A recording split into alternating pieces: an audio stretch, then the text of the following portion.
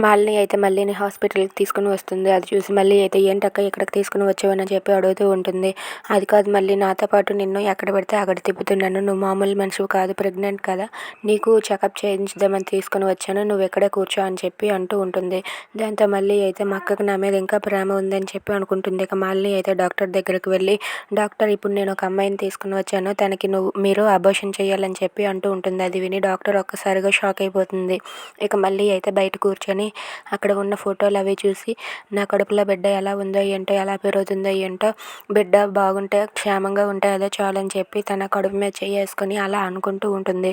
ఇంతలో డాక్టర్ రాగానే "రండి లోపలికి" అని చెప్పి లోపలికి తీసుకుని వెళ్ళి మల్లికి టెస్ట్ చేసి ఇంజెక్షన్ ఇస్తారు. అది చూసి మళ్ళీ అయితే "ఏంటి, దేనికి ఇంజెక్షన్" అని చెప్పి అడుగుతూ ఉంటుంది. "అదేం లేదు, నార్మల్గానే మెడిసిన్" అని చెప్పి డాక్టర్ అనేస్తారు. ఇంతలో బయట మాలిని అయితే గౌతమ్కి కాల్ చేసి, "ఇప్పుడు నీ భార్యను నేను హాస్పిటల్కి తీసుకుని వచ్చాను, అబార్షన్ చేయించుతున్నానని" చెప్తుంది. దాంతో గౌతమ్ షాక్ అయిపోతాడు.